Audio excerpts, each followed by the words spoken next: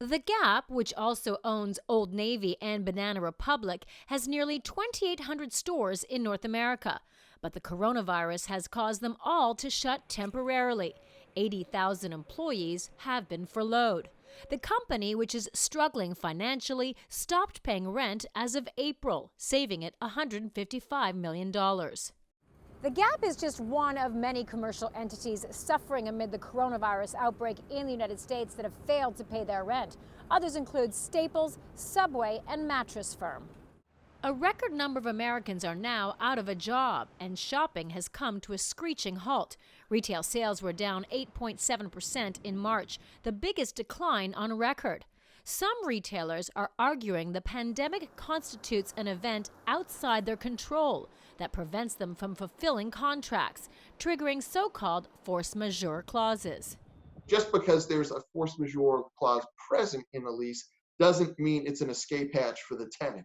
It might give them some relief in certain instances, and in other instances, not at all. McGuire expects heavy debate in courts over whether the pandemic constitutes a force majeure.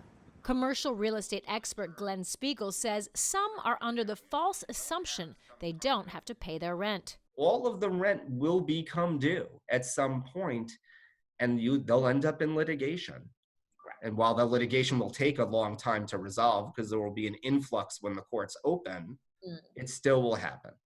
Many landlords have mortgages and need the rental income to service their debt.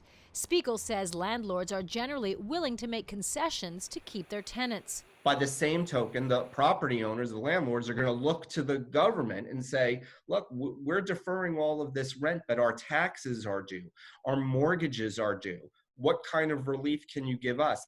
What's abundantly clear is the retail crisis is having a domino effect, one that some worry could lead to a wider financial crisis. Karina Huber, CGTN, New York.